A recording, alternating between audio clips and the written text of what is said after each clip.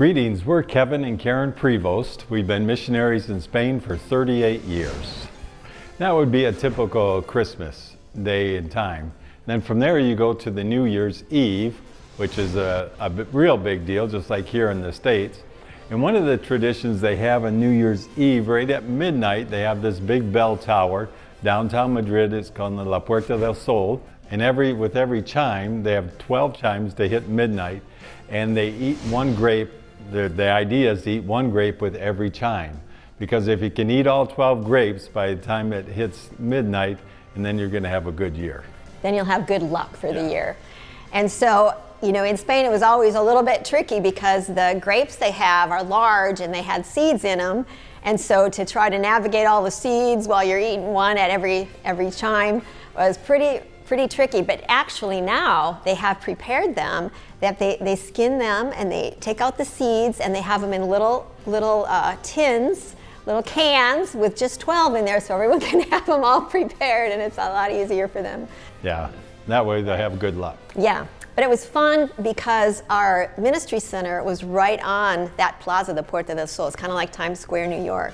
And so we were able to actually be up in the building looking over the plaza when all of this was happening, and everything all lit up, and the plaza was just wall-to-wall people, and everyone eating the grapes together and celebrating. It was pretty festive.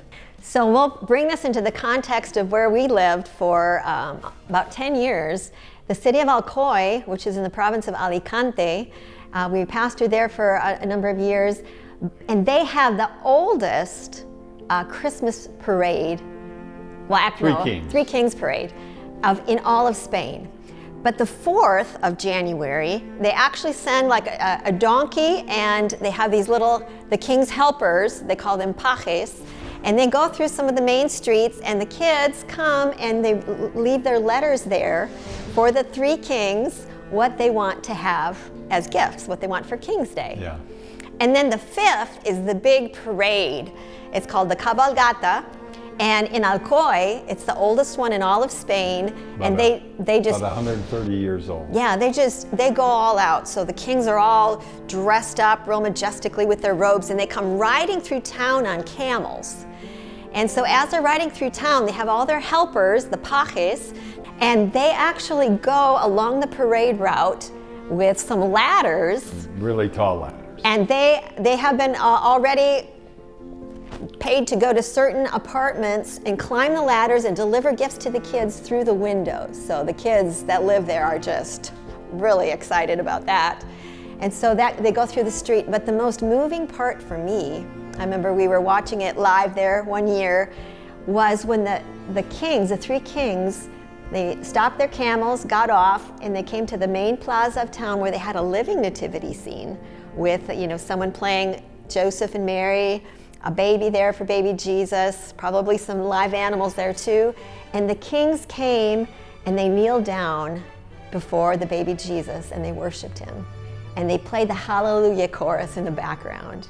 And it just touched my heart so much, because that showed Jesus as the reason for Christmas when he came, the celebration. And I love how that's just woven into the culture.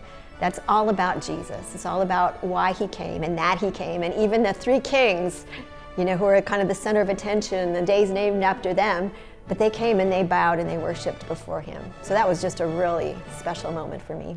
Yeah. So on the 5th, the evening of the 5th is when the 3 kings come and leave the presents at the houses. So the kids get up real early on January 6th to open their presents, just like they would here on Christmas Day. And they say if they don't behave well, that instead of gifts, they'll get coal. So, you know, I don't think too many parents actually do that, but there is a candy coal that they can buy during that time of year for the kids.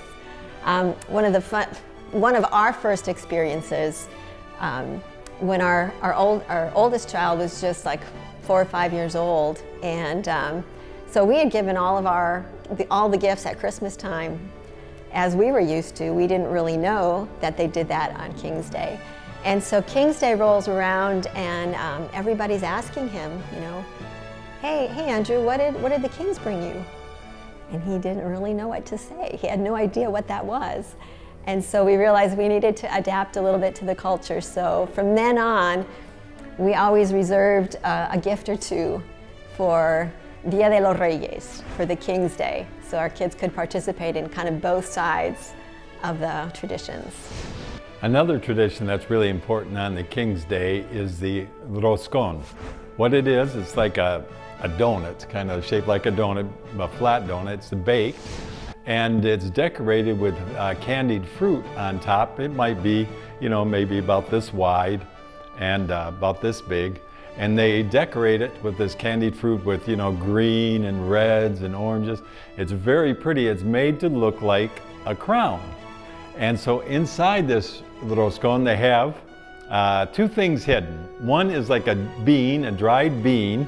And if you get that piece, when you're eating it, get that, that means you have to pay for it next year. It's like a kidney bean, right? Yeah, a kidney bean. And so that's, so bad luck for you, you have to buy it for next year.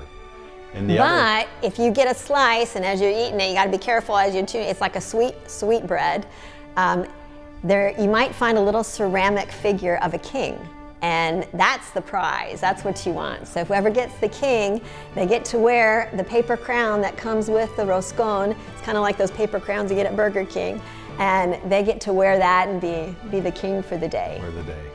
And this is very important tradition in Spain. At probably all the houses, all the families do the roscon. But it's really a wonderful place to be at Christmas time, and Jesus is really woven into a lot of the customs and traditions.